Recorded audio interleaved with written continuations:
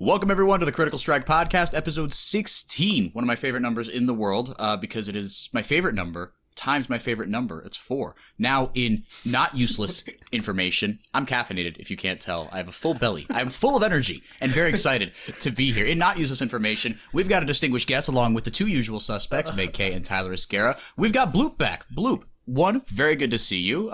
Welcome back to the Critical Strike Podcast. Now that we've got video in living color, we can see your wonderful shining face and your blue and black soundproof panels. How are you, my friend? Mm-hmm. Yeah, I mean, we are a legit podcast now. So happy about that. And as I told you before, hope the game is not as hard as the first time, because it was really a hard time for me, especially the Seisal thing. And man, that was I don't know. That was rough. Yeah, I don't know. Better. If you ask me today again, I don't remember the team now. So I checked on the Wikipedia, but I don't even remember the team name. So I don't know. Either. To be fair, I don't either, to be honest. So. Yeah, it's in a doc somewhere. We can probably go find it, but like... It's buried in a Google Doc somewhere, but not in... We can do the NA Amateur podcast as like a 16.5 bonus edition. I know you guys are fiending for it, but right now we've got to talk about the LEC, unfortunately, because it was a wild weekend. Not as wild as maybe the first couple series, but Fnatic out. Schalke out, and it is the top 3 that maybe not everyone was like fully expecting, but Rogue and G2 are still in it, and Mad Lions, it was either going to be kind of, it was them, Fnatic, and Schalke, each had a case for who's the third best team, who's going to make that run, but they're the ones that will await the 2 kings of Europe in G2 and Rogue. Mm-hmm. And this, I don't think, is how we expected it to go. Now, there are 10,000 things to dissect here, but let's start with Fnatic, because I think the finish was disappointing as far as Fnatic standards, but if you take a closer look at kind of this roster and everything that they've gone through and how they have actually performed, it doesn't feel all that, like, gut-wrenching, I don't think. Yeah, I look at the, like, okay, imagine you take away all the names, you take away the organization names from, like, the actual, like, thing, and you just look at a team that in the last 3 years have lost 2 of their face of the franchises. And then they also come into this season having lost the longest tenured player of their roster and have to work with 2 new players in the mid and bot lane. And you have a new coach. Mm-hmm. And they end up going to the second round of the playoffs. From the outside looking in, it looks pretty good. But then as soon as you put in the name Fnatic, as soon as you put Whippo and Selfmade and Hilly, then you're like, right?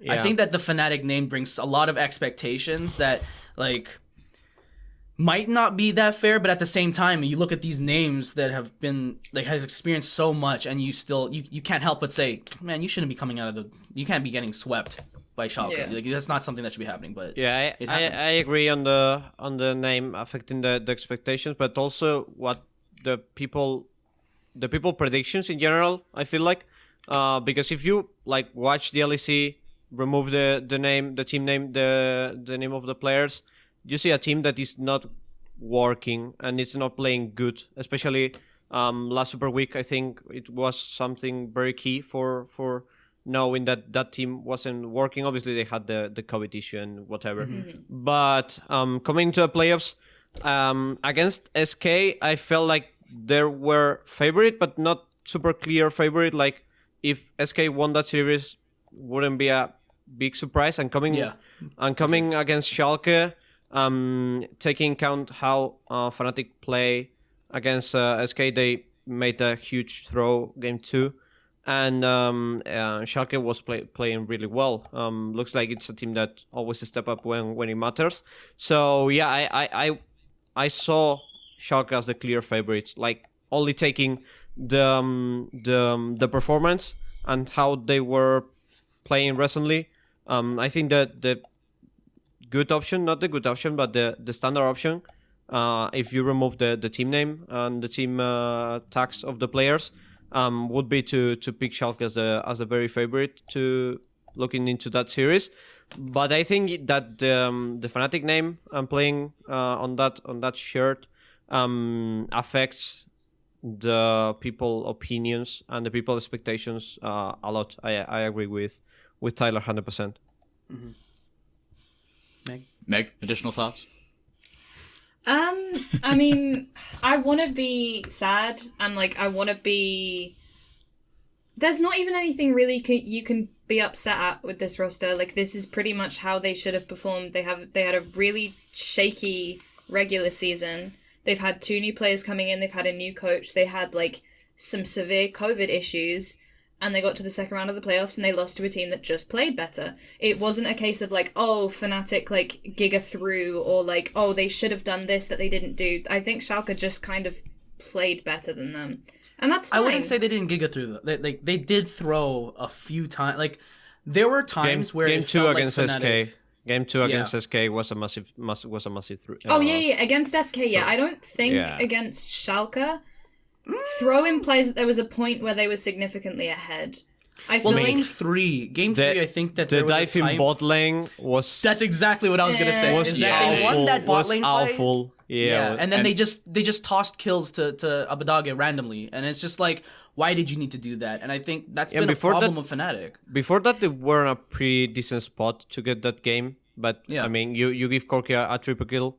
And the game is kinda and it's a disaster. Yeah. But I think that play reflects pretty well the Fnatic issues. Yeah. I feel like people is getting mad to individuals. Of course, I think Whipple Hylisan didn't have the best performance, and they are. Feels like now that Reckless is gone, Nemesis is gone, they don't have someone to say, okay, it's time to stop going Stop in. inting for like 2 seconds, calm down, think about it. I think Fnatic have good things to take from the split. I'm very surprised about Upset. My expectations were pretty low. I always thought that he was kind of overrated and a player that doesn't really do what people expect to do, especially in clutch moments like playoffs, etc. So I'm surprised on his performance, but I don't really think that Fnatic have issues on a single individual. Of course, they need to improve individually, but during the whole split, I don't remember like 5 games in a row where I see the Fnatic games and I say, okay, they are on the same page. They look like everyone is to go ahead, and then 2 don't want to engage, and that 2 people that went in are dead, so you can't fight anymore. I don't know. This kind of plays look like they have to sit down during the season, like for a long time, and agree between them how they want to play as a team, and in the 5-to-5, because.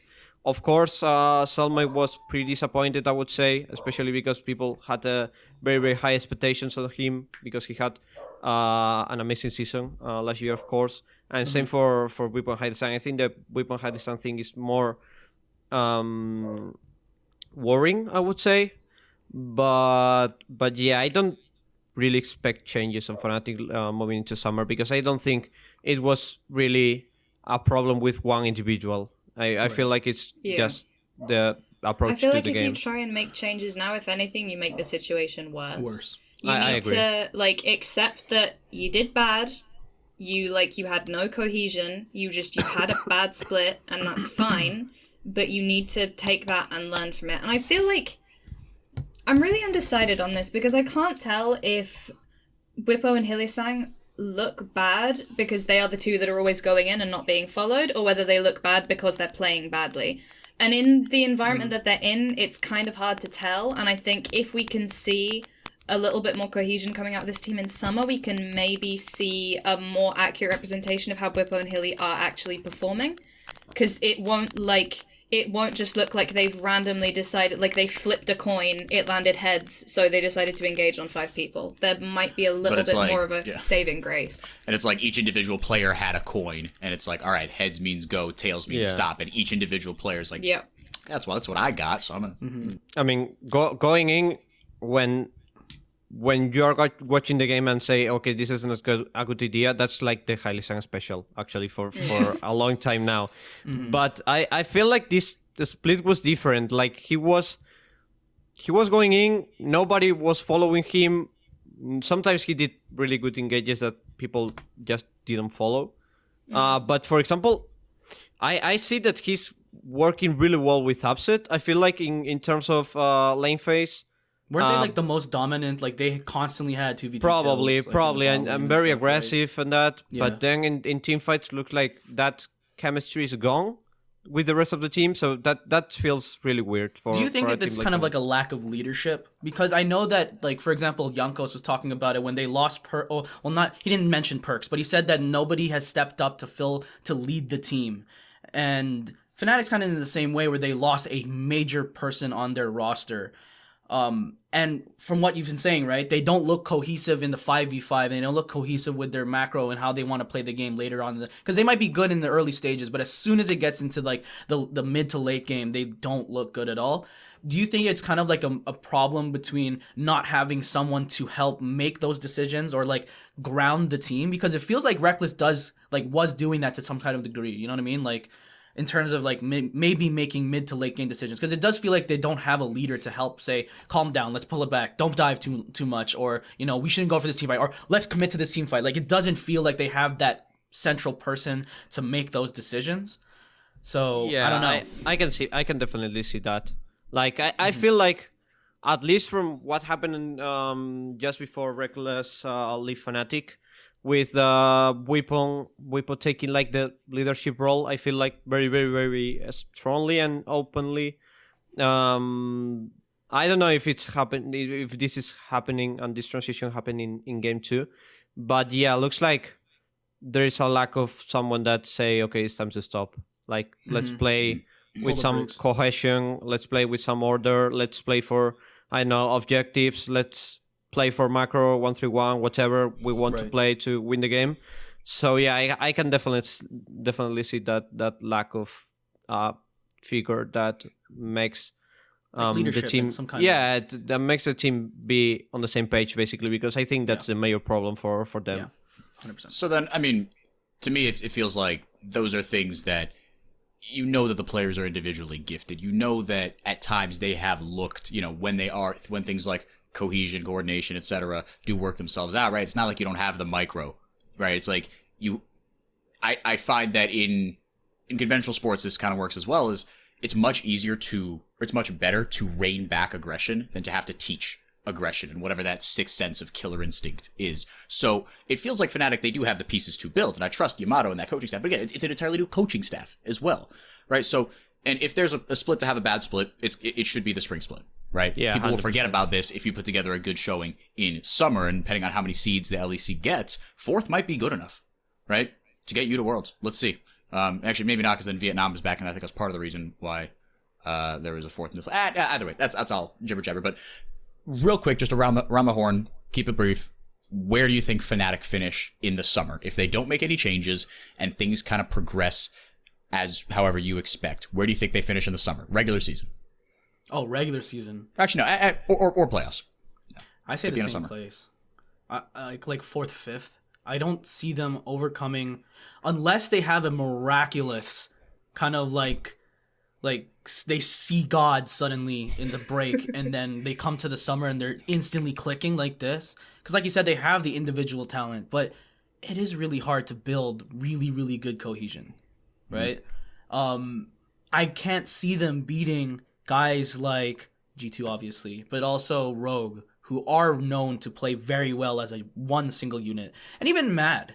Like, Mad Lions are really, really good. They play Mad very Lions aggressively. are the king of cohesion. You can't operate at the breakneck pace that they do, especially against Rogue, and not be a unit. Exactly. Like, they play very quickly, but they know where and when. It's like very specific aggression. Like, you know where to pinpoint when to go ham and when not to. Sometimes they don't. But What's Camille's voice line when you select her, right? Precision is the only thing between a butcher and difference between a butcher and a surgeon, right? Exactly. All right. Right? And with that, Meg, where do you think they finish?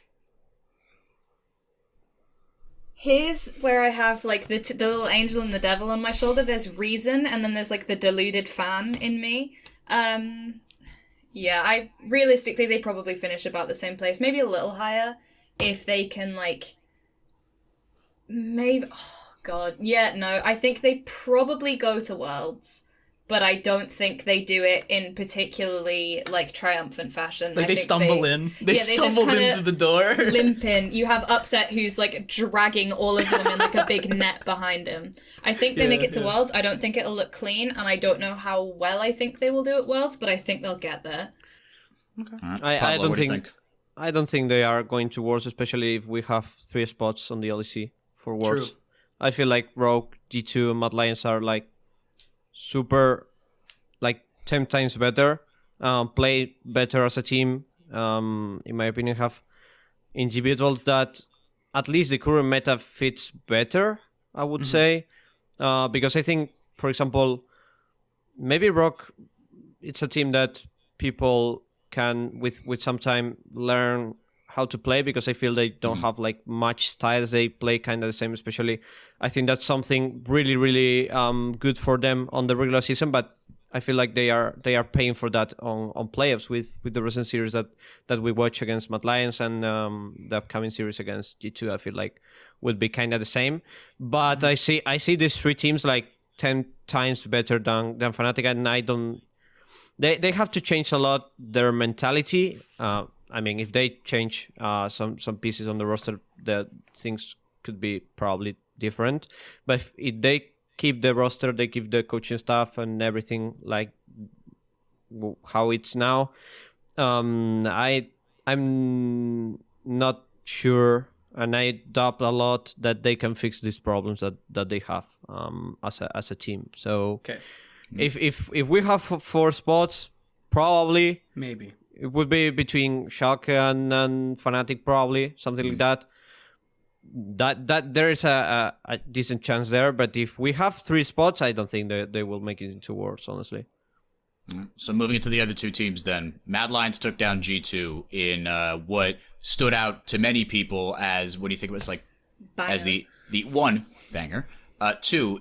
I think that will forever be remembered, especially if G2 don't win, or if they come up with the same stuff against Mad in the finals, assuming they beat Rogue, as the why was Reckless on Karma again game? That worked on Seraphine, because Seraphine is a disgusting champion. But Karma is a lot more utilitarian, and that mechanical ceiling, it felt like they weren't really playing to their strengths. But that being said, Mad Lions did still outplay them really, really kind of front to back. What did we see there, and what do we think? I mean, this is kind of moving into actually, we'll save that for later.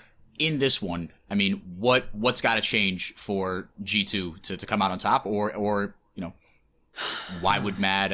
Why do we think that this is repeatable for Mad Lions if we do? Okay, well, first off, G2 needs to play to their players' strengths. Just because it works as a team comp, and this is something that I heard in an interview with Sven, is that it's more than just a 5 versus 5. You got to think about the players that are piloting the champions. And I think this is literally just Janna ADC all over again for this guy, right? It's like, it might work in theory, and it might have worked like in scrims or whatever, but you are severely lowering your ceiling by putting one of the best late game ADC players in Europe and the best ADC ever of the region on Karma. Yeah. It was a very head scratching, and I think it's one of the problems with a lot of the conversation that's being had around drafting at the moment, where there's a lot of conversation of the perfect draft and the ideal way to play, and that there is one shining standard of drafting that you should look to as your this is perfect, this is what you should do. This G2 comp was not bad if you turn nameplates off. When you turn the nameplates on, it's terrible. Again, I'm not going to say that Reckless is bad at these champions. It's just he's way better on traditional ADCs. I'm going to be kind of the lawyer of the devil here by saying that I think that the first draft is very legit from G2. I think the second one is if I say what I think about the draft, I will probably I will probably be in jail. But I think that's a turbo int from G2, the second one. But I think that the first one is very legit, and I think that they kind of throw that game. Of course, Mad Lion play really well with that Jinx. Also, I think we will talk about this later, but I feel like the step up from the bot lane into playoffs is huge. Yes. From Mad Lions, Yes. but Yeah. I feel like they were in a pretty good spot. The Tristana was super fed. Also, Caps is like it's completely crazy with the jumps forward every time, because he felt like he was protected and with the karma, with everything. And I think that the main difference between the first comp and the second one is that in the first comp you had also it wasn't that one single threat on the comp. Because on the first one you had the Silas in Right. Wonder 2, etc. So I felt like you had like more threats and more opportunities, more win conditions. But the second one was unplayable. Like you It also was had the cap show. Or yeah, and you also had Lucian, which I find that it's a worse ADC if you want to play a Yeah, it's a one. weird carry. Yeah, I mean, especially if you want to play like a one threat compo. Tristana have more range. Tristana have better scaling. It's but about the mobility, it's just different because Lucian have the E, Tristana have the W. That's kind of the same, but yeah, I feel like Tristana is a better ID carry to funnel. Like it's not funnel, but just to protect him at all cost. But And yeah, so props to Mad Lion because I think that's something that I didn't tweet, but I thought, because I don't really like the discussion on Twitter, and I didn't really want to tweet about it, but I feel like this was the first series in which I think that the team that goes against G2 wins because they are playing better. If that makes sense, because for example, last year It's not G2 losing; it's the other team winning. Yeah, it was like last year against Mad Lions with Shadow or Romain. I don't know if you guys remember. It was 365 games, like 365 days ago, on 1 year exactly. Oh wow! I think it's a pretty cursed date for G2 now. but yeah, that series was super close. It was. I remember that last game was a fiesta completely. The Cap 6 on the Nexus, everything. G2 could probably take that one easily, like win literally 3 autos on the Nexus. But I feel like they lost. Yeah, I feel like this time Mad Lions was super prepared to play against them. They play really really well at teamfight, which I find that it's a strength for both teams.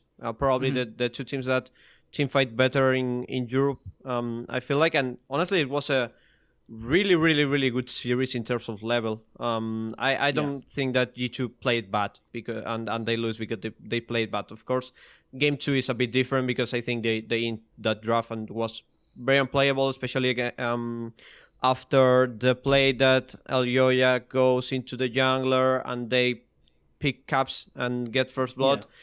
I mean, when you have a one threat compo and your threat get behind, it's over. Like you can play the game anymore. Especially when that threat is Lucian, which kind of goes back to the point of, okay, if you're going to put all your eggs in one basket, don't make it so that basket has to sprout legs and grab the eggs and put the eggs inside his own basket. No, like that's not how that works. But going to Mad Lions real quick, because you had kind of mentioned it, the bot lane, because the focus all regular season, and rightfully so, was on the top side of that map. Arma and Elyoya were unbelievable. Humanoid had his moments, and he got it, kind of straightened out. Carzzy and Kaiser did not have the best start to the split, but in this series, they were unbelievable. And, I mean, the Carzzy looked like, or Kaiser Carzzy rather. heard you were talking ish, you know what I'm Yeah, saying? exactly. Like, No, he heard the whole, I don't know if he's a top 5 ADC in Europe. If we're talking just this split. He heard all that shenanigans, and then Kaiser was like, hold my beer.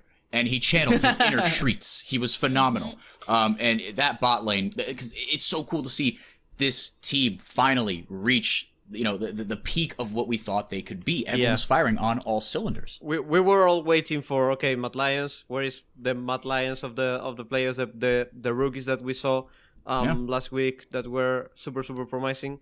I also feel like the biggest step up was from Carzzy because I think he was playing the lowest, and then it's like the biggest difference because I really feel like Kaiser was stepping up progressively through the last couple of weeks, and I think that Carzzy was like the main problem of the bot lane. But I mean, I was talking to Carsey after the win. The interview probably will go out like today, tomorrow. Should be out. And he's the kind of guy that say, "Oh, why are you playing bad on the regular season?" And he's like, "Yeah, I know I've been playing bad on the regular season, but was just because I was not motivated from playing from the office." And I was like, I mean, bro. Okay. Okay, man. And he was like, yeah, and this is something compared to last series, 1 year ago, etc. What I said, a lot of people were like, yeah, Mad Lions won because they were on the online buff and they are rookies, etc. So I think that's a pretty dead narrative now because they won a stage, and yeah, looks like the majority of players like to play for a stage more. Probably that's because the COVID situation was around for a while now, and players are super tired of playing for the office because they don't find that amount of motivation. Probably, I will but say for that, like, I've been working from home for 6 months now. I would go and sit in a dumpster with my desk and my chair if it meant that I got to be somewhere that wasn't the place that I am all the time.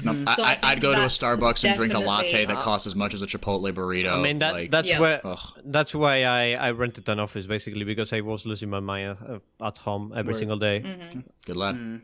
Speaking of losing our minds, that was actually a horrible transition. Nothing to do with losing our minds. This might be the most predictable series when it comes down to it. G2 versus Rogue. Who comes out of that, and why is G2 going to win this 3-0? Tyler. I agree. 3-0? Yeah, I mean, we all thought this was going to be the finals, right? Yeah. Coming from the regular season. But everyone except maybe Pablo. maybe. Fair. But it's like G2, I expect G2 to win, but at the same time it's weird because, like I said before, the fact that like Jankos had to say that they don't have a leader to like, because he said, "Oh, I'm not going to be streaming a lot because I just need to, I want to talk to my team because I think I have to." Yeah. Because no one is stepping up to be the lead of the team, so I'm going to do it. Right? It's like, how much of an effect did Perks have on this roster to like ground these guys, you know? Because we know that they're super, it's kind of like a Fnatic thing, but not as bad. It's like, how much of an effect did Perks have on the rest of the team to help ground them? Because, like, obviously they have the talent, but, you know, if you lose a person that has, like, such a huge effect on the way you play the game and the way you play 5v5 together, like, I still expect G2 to come out of this, like, easily. Yeah. But we'll see. Like, I'm more interested in seeing how they do against Matt again.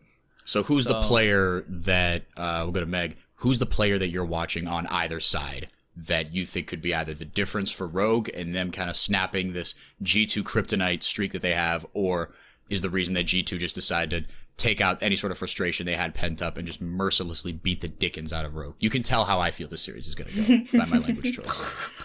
I think top lane will be super interesting to watch because you have like Mr. Turtle himself, Odoamne, who can like pretty much withstand like most of the beatings that anyone in the region can throw at him, and then you have Jankos and Wonder, who are a fairly lethal like duo combo early, and if like G2 want to look for heralds, then they're going to have to like beat down Odoamne to get them. But if he can survive that, then G2 are going to put a lot of time into top lane that's not going to really get them anywhere. And like Trimby and Hansama, Trimby's not looked the best in this playoffs. He definitely shone a lot more in the regular season, but they are still a very good laning bot lane. And they've proven that they can take these early 2v2 kills off some of the best in the league. And I think I'm not going to say Rogue will win because that Probably would smart. be, I think that would be pushing it quite a bit. But I personally think that a lot of the difference of this series will be made in the top lane. And it's a matchup that I'm very excited to watch. And this is when they surprise us and we get like Riven versus Camille in the top lane for every single game. Because why not, right? Yeah. Pablo, one player. Who are you watching?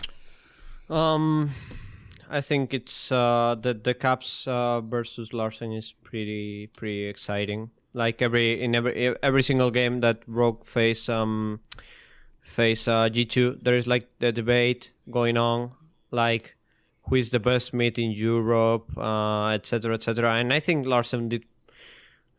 If I remember correctly, like the last game between G2 and Rogue was Azir against Lucian, something like that. And I feel like Larsen played really, really well the laning phase. Then he got ganked like 3 times in a row, and things went. Which I also think that it's the way to defeat Rogue. Like getting Larsen behind looks like they are out of ideas when the mid lane is not when he on a can't good just spot. farm to 3 items and then team fight. Yeah, basically. The 2 games, funnily enough, it was Basically. Lucian into Azir, and it was Echo into Azir. Yeah. So that tells you again. Yeah, and how they related like to to what Mac mentioned about farming 25 minutes and then take a fight and go straight into the mid lane and end the game. That was kind of reflected on. I don't remember the game exactly, but in the series against Schalke, Larsen is literally 0-0-0. And then he gets a quadra kill on the end. It's like literally, It's over. It's like literally Rogue in a nutshell, in my opinion. So I'm really excited to see how G2 will approach the style.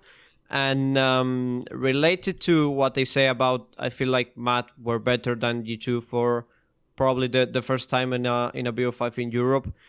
This is something that reflects very good because the fact that Wunder is playing League now and that Jankos is not streaming now because he said they need a leader. Looks like they are serious now. Like we go with everything. We need to prove ourselves. and that is terrifying. Yeah, and that's If they terrifying. weren't serious? If I'm broke, I will be terrified, definitely. So that's why I not think sleeping. it's going Very to be a Yeah. clean sweep from G2, honestly. And I like it's the players of the upset, I would say. But I 100% expect a rematch between Matt and G2 on the finals. Tyler, what about you? For like one player, One player. man. Keep Reckless on ADCs and see what happens. That's it. I just want to see him on ADCs. Don't give me Karma. I don't want to see his name on top of Karma again. Like, don't give me that nonsense. Like, what are you talking about, boys? What are we doing here? So Tyler's player to watch is Grabs. Yeah, it's Grabs. It's Grabs. And that question right there is that's something that, just for a shameless plug on the .esports website, that's something that'll be going up, a little writers roundtable. We're gonna answer that question, a couple more, LCS and LEC, as we get ready for playoffs. Right? It's weird because you can only write certain types of preview content. You literally don't know the finals. In no other sport is that acceptable, where you have the semis and finals in like back-to-back days, and it's like, oh, what do you think about the finals? I don't know. I don't know because I don't know who's in it. I don't know half the know. teams. I literally don't know half the teams. Yeah, straight up. The Spectac finals is happening on the loser bracket, so actually it's crazy. Yep. Yeah. Exactly. I don't know. Okay. All right, so before we jump into Meg's game, which is just what we're calling it, Meg's game. We don't have a Meg's game. We don't have name. a more creative name. Yeah, yet. That's where you come in, audience, maybe. Round the table, no justification, just a scoreline and a result. The finals. What is it? Oh, like are we saying like G2? Like what do you think the result of the finals will be in the spring in Europe? Just say Are we saying teams or just the numbers? teams and numbers. So Okay, G2 boy. G2 Mad Lions.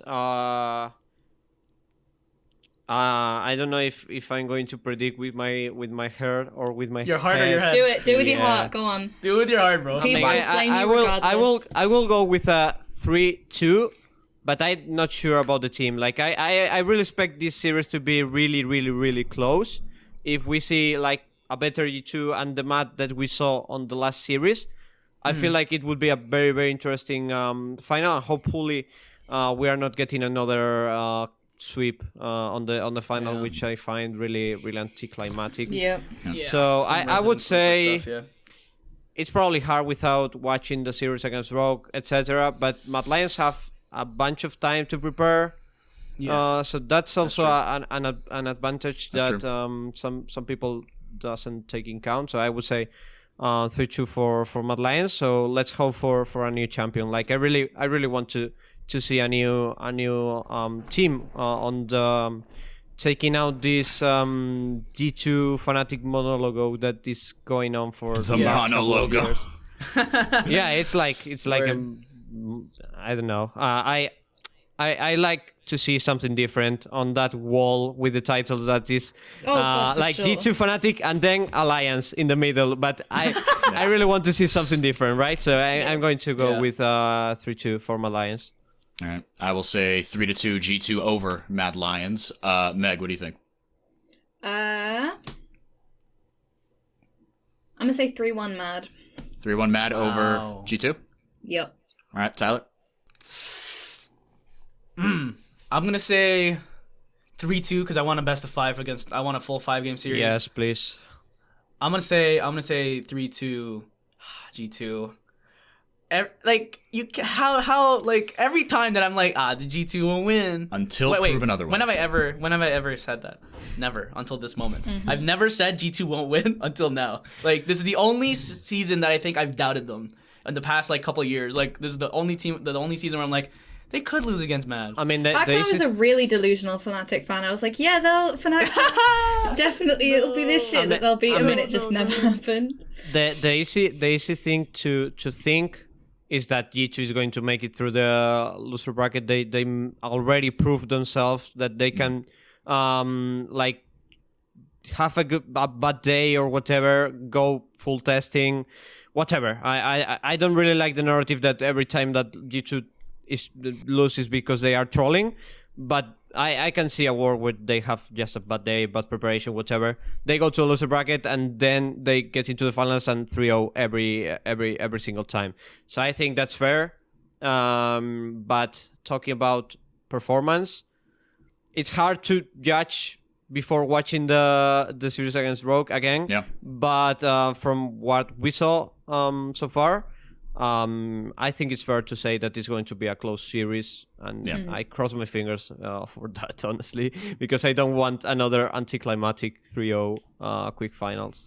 Imagine G2 just sweeps them. They go serious mode and they just sweep Mad Lions. Just like Don't Sorry, put we'll that, use our like, hands thought this into the series. universe. I mean, Don't if tempt fate. if they 3-0 Mad Lions, this podcast is going to be deleted.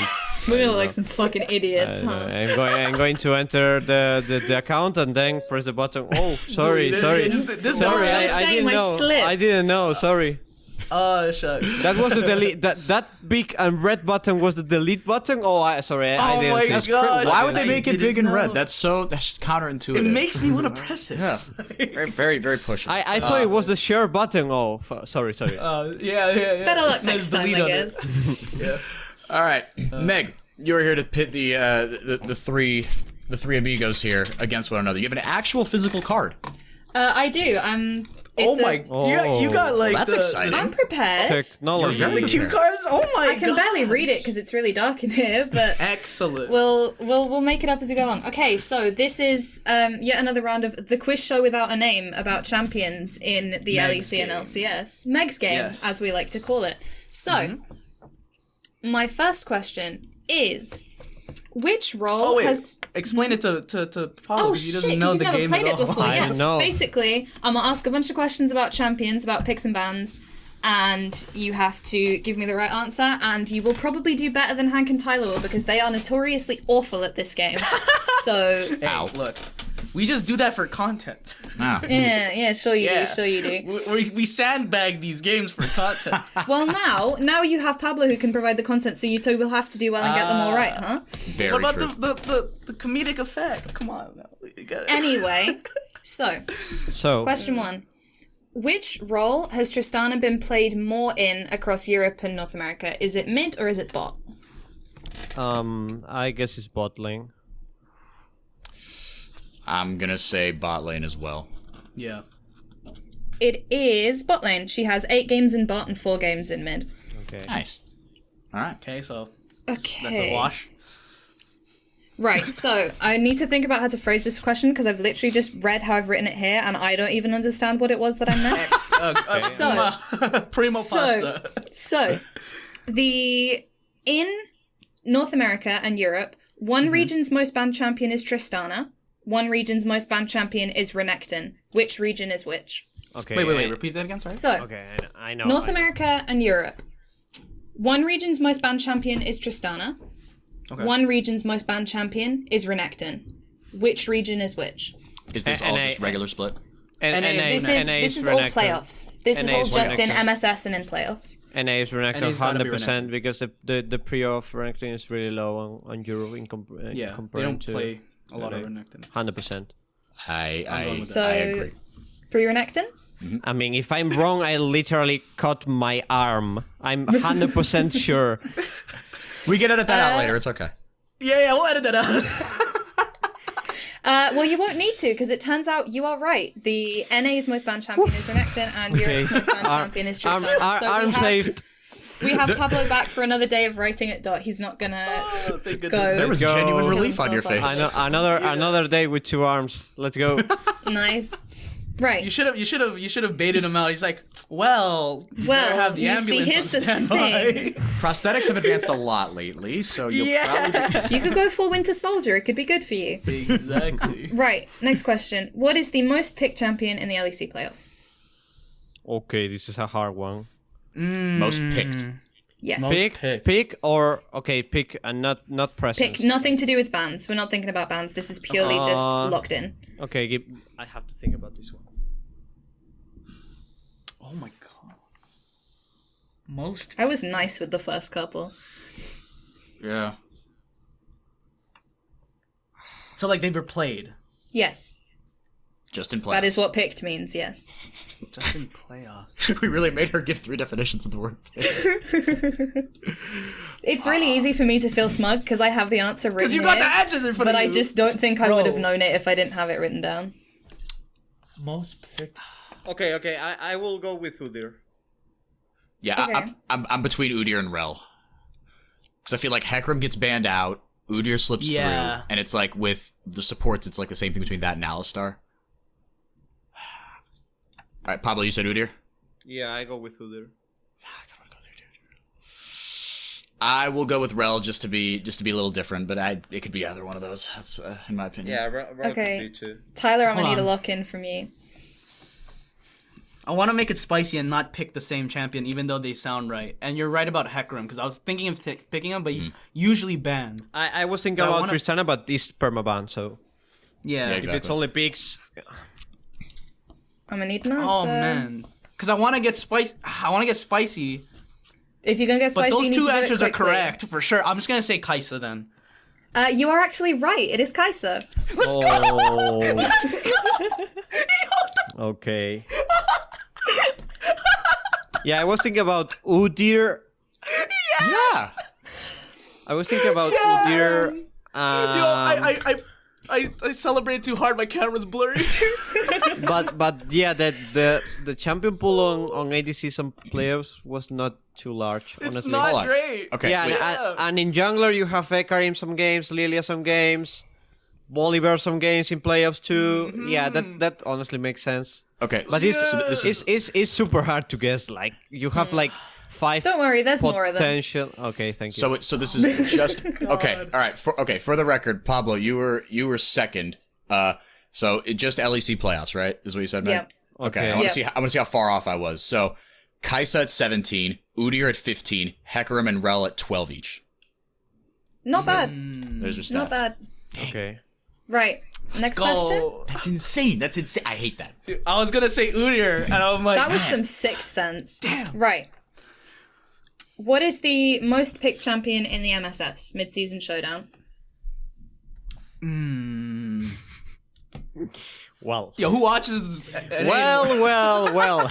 It's not like a couple of us literally get paid to, but yeah.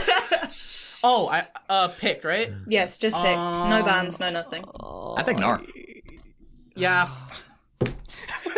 You keep saying I it mean, quick. I need 2 seconds to recap what I saw from NA. If you Google, I'm gonna kill you. No, I'm not. Yeah, he's on his phone. I'm not. I'm gonna Google it, but I locked in my answer. I'm gonna say Nar. I just want to look. Actually, no. Nar, it's a I'm not gonna potential spoil the review. option. But I don't know because the periods are very different in NA. Like you have Renekton and here you don't have Renekton. Here, I'll yoink it. I'll say Udyr right now because I don't want. I'm gonna say Udyr. Ooh. Okay, so we have Na, we have Udyr, and we have. Shoot, I think I I trolled. know that those two are prios. I trolled. I went too fast. I will go Gnar with- is a prio pick for top laners. I will go with. On OP. I don't know, like Alistar. I will go with Alistar. That's not a bad shout.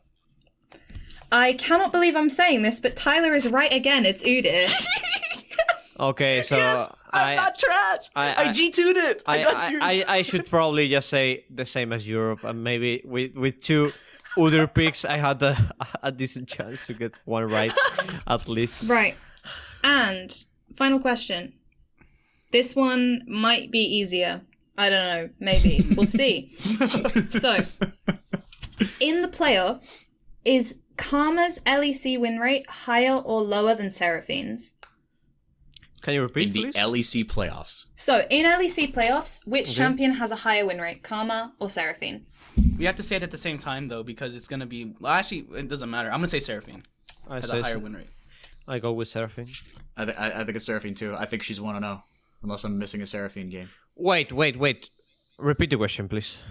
So, which of these two champions has a higher win rate in the LEC playoffs, Karma or Seraphine? I don't know if Seraphine was actually picked on playoffs. I will go with Seraphine because Karma lost a couple of games on the series again with G2. Someone played Seraphine. Trying to throw away your lead like that, man? I mean, someone played Seraphine, but it should be like on the first stage. Who of- even watches of play. LEC? It's trash, right? Come on. Ooh. Oh, no. You're gonna get some angry people in your mention. Come on. All right. It So is. we're all locked in? We're all locked in? Seraphine. Seraphine. Seraphine. It is Seraphine. Okay. Okay. But What are the numbers? Because they won, right? the She big- won the big- She has a 100% win rate, and Karma's is. But the big rate should be I- like 2 or something like that. It's 1. She had one game and Okay. it was as ADC. Yeah, but And- G2 It was Neon, something like that.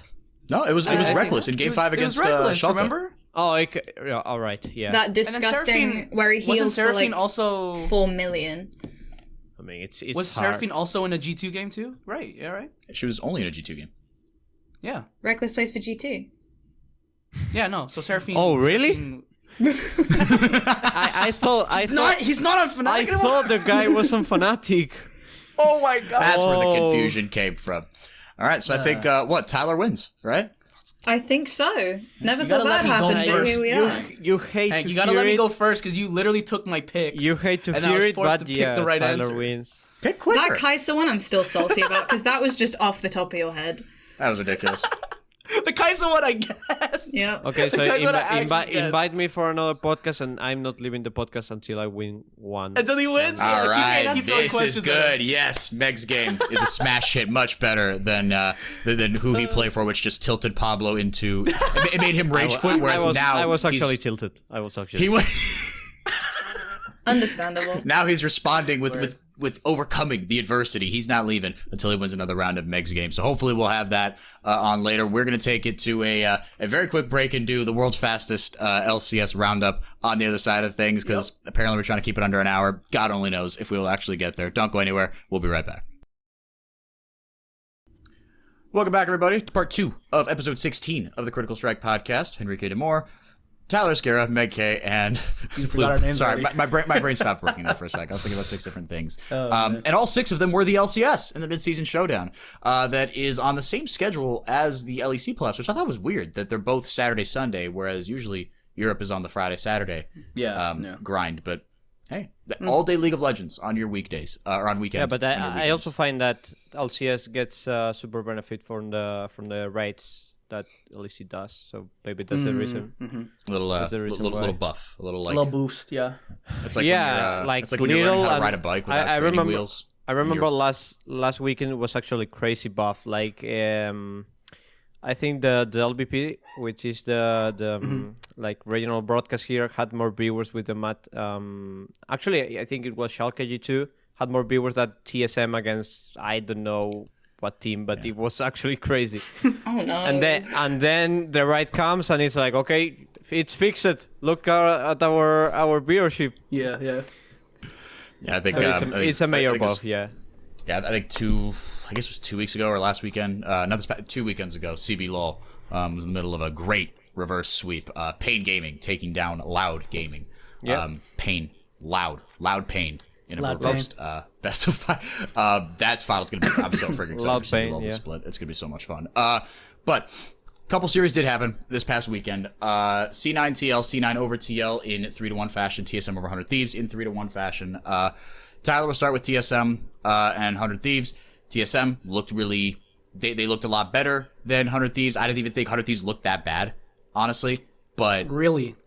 TSM... not as bad as I thought they were, but it kind of... Because maybe it's kind of what you're going to get to is that TSM didn't look like a team that was, like, taking 100 Thieves super seriously, and maybe they didn't have to. Maybe it was like, look, we're going to beat that. Like, the real challenge is TL. I mean, look, it was a sloppy series. 3-1 is about what I think was deserved. TSM played better because I think they just are better. But Yeah. I don't know. It okay. wasn't pretty. I'll be straight up honest. This was like a horrible series from both sides. I think that 100 Thieves has a lot to work on. They need to figure out how they're going to play with FBI and Someday. Their excuse me, sorry. Their mid lane situation needs something needs to happen there. Like, I don't think Ryoma is the solution. Blows my mind that they haven't played Damonte in yet. But him on non-control mages, like Lucian and Tristana, like, it's a no-go for me. And the thing is that TSM... Here's the quote. TSM plays like the anime character, like you know how like main characters in like shows, like you know they're not gonna die because they're the main character. The plot armor. They have plot armor. TSM plays like they know they have plot armor, so they just do the most ridiculous things and it works out suddenly. Like they'll lose dragons, they'll lose team fights randomly, and suddenly they'll just. But then Speaker will just steal them. Speaker will just steal a Baron randomly, and it's just like.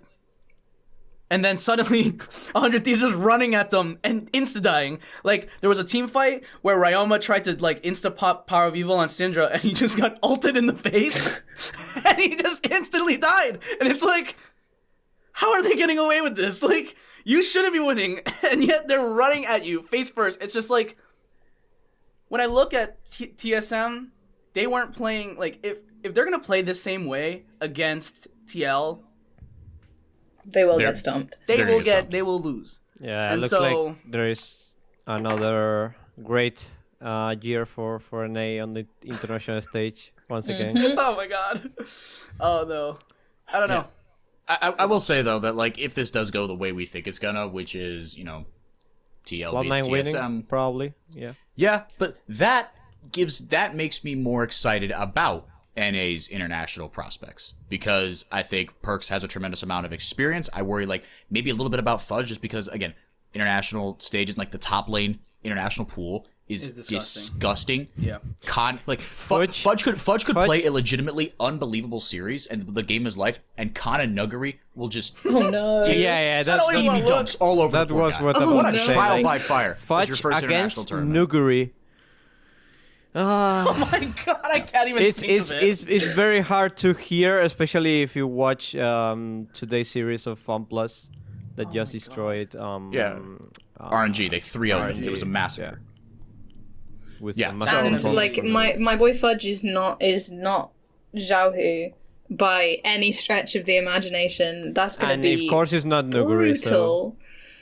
No, Hey, but look, Fudge is playing a lot better. Fudge he has is improved. playing, he's grown. He has improved tremendously. Yes, Like there with like there. I was listening to a North American Amateur podcast. They're kind of talking about like how like crazy certain buyouts are. Just like how like because contracts are so big that the buyouts get super inflated. Fudge. There were talks that Fudge's buyout, even though he's not making nearly this much, because he was such a prized rookie, the buyout for him was literally up around $1 million. That was an estimate. And look. Look, that is not a reflection on Fudge. That is a reflection on inflated salaries in North America. Not even That's inflated just salaries, not as much because like, look, there is no salary That's cap. a lot but, of like, money, huh? Yeah, but it's just because like these contracts are so big, and like in the lower levels, my boy Cubby, he's a North American amateur caster, a really just intelligent fella. It's just these contracts are way too big in the amateur scene, and like the pay itself in the amateur scene is fine, and like some of these amateur orgs that are taking down TSM Academy and stuff, they're not getting paid at all. Yeah, right? I think that's one of the main reasons why the academy system in Europe works and in NA it doesn't work. Like there, of course, there is exceptions to the rule, tactical, lost, whatever, definitely these kind of players. But in general, it's a system that doesn't work because I think it has the kind of same problems that the Major League have, like the LCS have compared to the LEC. And if the I feel like if the LCS doesn't fix this, the academy won't be fixed. So I don't think they are going to change things in academy before they change in the LCS. Yeah. So. Yeah, and I do think that North American Amateur's taken a lot of steps in the right direction. Like Finally. the fact that you've got amateur orgs beaten up on guys like, again, no flame to these guys, but like the likes of Haunter and Cody Sun, these guys that were LCS veterans. They come down into academy and they're getting kicked around by me and the boys, right? On amateur, right? That is a very good thing. That is a very good thing. There's a jungler on one of the teams who's, I think his name's like he's RBM, but it stands for like really big memer or really big meme, and it's RBM's like sick. Yeah, and it's like these players have been to Worlds, and then Imagine my guy a veteran of the RBM, my scene, guy and really it's big like- meme in the jungle is Yeah. just beating up on them in Who amateur. played memeing you? on him, really big memer. Yeah. Yeah. But going back to the top lane discussion here, look, Fudge is playing a lot better. Sven spoke really, really highly of him. Did an interview with Travis Gafford where he said, like, Sven said, I had no doubt that Fudge had the tools to be the best top laner in the LCS. And look, I trust Sven, right? I don't know what Fudge's ceiling is going to be, but that guy has an eye for talent. He's been around. He's going into a matchup against Alfari that, well, actually, okay, a little presumptuous. I'm assuming that TL is going to beat TSM rather. So I don't know. Can we? Does anyone have strong objections to that? Legitimately, because I don't want to talk about a potential Not a C9 single TL. objection here. Yeah. Okay.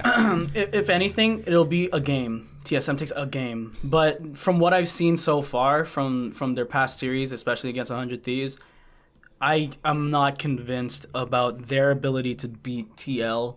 Because I don't think that they have it figured out against that team. No. Right?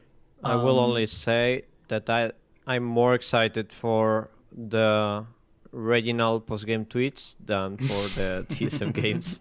The classic. I mean, yeah. So I like the fan service. If TL do, go on to face Cloud9, what do we think of that series? That top lane matchup especially. Tyler, you pulled up some really interesting data points on MVP frontrunner Alfari. Alfari, well, he was a smurf during the regular season, right? But if you look at his champion pool, it's been limited to, and this got brought up by, again, Sven, is that his champion pool is very limited to 3 champions, which is Gnar, Renekton, and GP, right? If you look throughout the entire split, if you look at, even through the lock-in, if you look at his champions that he's played that are not Gnar, GP, and Renekton, he's only won 1 game on a unique champion, which is Camille. He has not won on anything else besides Gnar, Renekton, and GP. So he's not like as much as everyone wants to say he's a top lane god, he's only a top lane god if you allow him to be. Yeah. And so far, everyone has allowed him to be. So, kind of moving forward, if you're Reignover, what do you do? They did In draft. perfectly against their plan against Alfari was already perfect, right? I think that one, they now know how to work with Fudge to give him the tools to succeed against Alfari, and also to try and draft and force him onto champions that he doesn't know or isn't as comfortable on. And so, because Alfari has been one of the biggest things about TL in terms of why they fear that team. It's like, if you can push him to play another champion that's not those three, or have him play one of those champions, but like throw a ton of like attention at that lane so that he can't just lane kingdom the hell out of Fudge, you're good, right? We know that Tactical hasn't been performing as well as we thought he would be this season. Core JJ, again, same thing. TL is kind of beating themselves in a way. Like, they don't put Core JJ on non-playmaking champions. It doesn't make sense. It's kind of the same thing with Reckless on Karma. You're severely limiting your potential to win by putting on something that is not... It might work in theory or in scrims, but we all know that Core JJ is a god on playmaking champions, on tanks like Alistar and Rel. So don't put him on stuff that you know that is like... It just doesn't work. And I guess that maybe it was a wake-up call the past series that they had. Maybe it was a wake-up call. Would hope so. Yeah. Yeah, it's comparable. I like the comparison to the Reckless Karma thing, because I feel like this is probably some screen fake data. I feel like probably for in both cases, like it can work, and probably it worked on scrims like last year or whatever. But if they like say, okay, let's talk about this and then reevaluate if this is worth it, basically, to have a player that is that good in another completely different role inside his own role, of course. But in the case of Reckless, it's like late game AD carries like Sivir, Tristana, Kaisa now, whatever. And in case of Corey JJ, I think it's every single supporter has the chance to make plays, to engage, etc. So yeah, it's weird. I think we won't see much more of this kind of things, weird things, I would say, in the upcoming series in both NA and in EU, because I think it's not worth to put one of your best mechanical players in both cases in this kind of champions. Like, don't put him on Tahm Kench. Don't put, like, Seraphine is really, really strong, but just don't. Like, why are you putting him on Tahm Kench? Like, what? Yeah, like, come on now. That's such a waste of just pure... He was the MVP and considered to be one of the best, the best player in the region last year, and you're putting him on Tahm Kench. That doesn't make sense to me. I don't know. It depends. Like, TLTSM, that's a wash. But, like, C9, don't shoot yourself in the foot before you get into the fight. like at least give yourself a fighting chance, and then try to adapt when C9 tries to throw some weird stuff at you in terms of bans and drafting and etc. And then you can adapt during the series in terms of playing against them. But yeah, don't shoot yourself in the foot before you even get onto the rift. Like, there's no point anymore at that point. If you're putting him on a Tahm Kench, you're handcuffing your hands behind your back before you've started. Like, Yeah. It's always really weird to me. It's why I was always kind of like, the Mickey X Tahm Kench was always a little like strange to me. When you have a player that has such a good eye for taking good engages on team fights, and you have a player that's so good in the early 2v2, and you put them on like a glorified like baby stroller that's just designed for like getting your AD carry places and like making sure your AD carry doesn't die, it feels like a weird choice. Yeah. Again, it's just, if it worked, like, it might have worked before, but you gotta, like, you have to think of the players piloting the champions. Is it worth to put him on something that he is not comfortable or has not shown, like, it's just the pros and cons of it. And at the end of the day, like, usually it's not worth it. So. Yeah, so hopefully for both those teams, the bounce down to the lower bracket was a bit of a wake-up call. All right, finals predictions, and then we'll get out of here. I'll start. I think Cloud9 take it 3-2 over TL. I think TL will go through a bit of a wake-up call. I think they'll 3-0 or 3-1 TSM. I think they will give Cloud9 a good fight, but Cloud9 just pound for pound are the better team. Perkz has more experience in the best of fives. He's got a deeper champion pool. The Perkz playoff buff is real. We saw him go absolutely ballistic in the playoffs so far. He's a ton of fun to watch, and I hope Cloud9 win as much as I'm literally sitting in a TL secret lounge on his chair. But for North American international prospects, I hope that Cloud9 are our representatives, because I think that gives us the best shot of, I don't know, taking a game off Damwon. I didn't say it. I didn't say it. Wow. Someone clip that real quick. Wow. I didn't say it. My man said it. You are officially clipped. Yo, dude, shameless. This didn't guy say said, it. take a game off down one? Who Gives us are the you? best chance. Now, was it a 5%? Can't Now it's a 10% chance? Can't wait for the Khan against The cold takes review. Con play. into Fudge. yeah. Oh boy. That is coming to a Or- Twitch stream or- near you in early May. As Hank would say, fudge into Kang, like the other way around. Yeah. Yes, Yeah. exactly. Khan's the one that's got to be afraid. You better watch Yeah, out. His Khan days should are be numbered. Yeah. Tyler, what do you think? TL beats TSM 3-1, and then the same thing for C9, 3-1. I will go Yeah. with the 3-1. I'd say 3-1 too. On Cloud9 Safe, it's safe. over Yep. Team Liquid. Yeah, I Was think it Reckless that said 3-1 is the coward's prediction? It's a coward's prediction. Yeah. I think Oops. it might be a sweep, like a 3-0 in the finals. I expect Team Liquid to be in, of course, with a pretty solid performance. But from what I see, Perks is like on a pretty decent level, and I think it's stepping up when it really matters, like in players. Yeah. And I feel like if he keeps playing like that, and Sven and Vulcan, I think are playing really, really well from They're what I so saw consistent. so far. Yeah, They're they're very super consistent. I think Cloud9 will take it. So I would change and say like a clean sweep 3-0. Okay. All right.